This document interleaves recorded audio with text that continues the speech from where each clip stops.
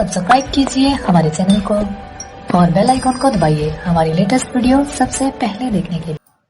Hi friend, Radhe Radhe. मैं आपका सुमन एक छोटा सा कजरी सुना रही, 2 लाइन। जैसा होगा अच्छा कमेंट में बताना।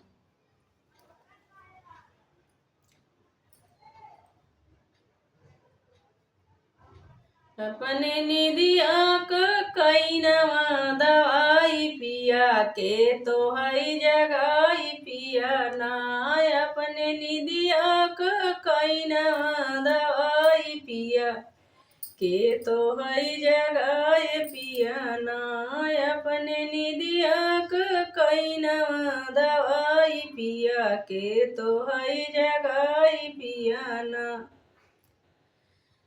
एक त गोदी में गदेला दूसरे सासू का झमेला। एक त गोदी में गदेला दूसरे सासू का झमेला।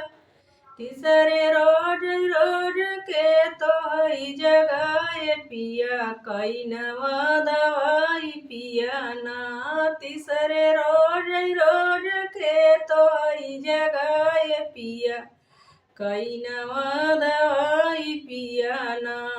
अपने निदिया क कैनवा दवाई पिया के तो हई जगाए पिया ना।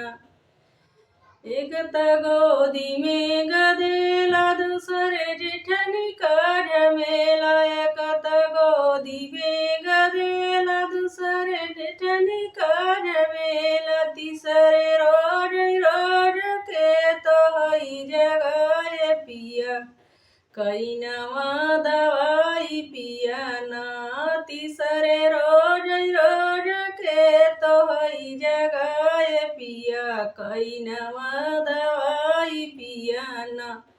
अपने निदिया क कैनवा दवाई पिया के तो हई जगाए पिया ना। एक त गोदी में गदेला तीसरे नंदी का झमेला। एक त गोदी में गदेला तीसरे नंदी का झमेला। तीसरे रोज रोज के तो हई जगाए पिया कैनवा दवाई पिया ना।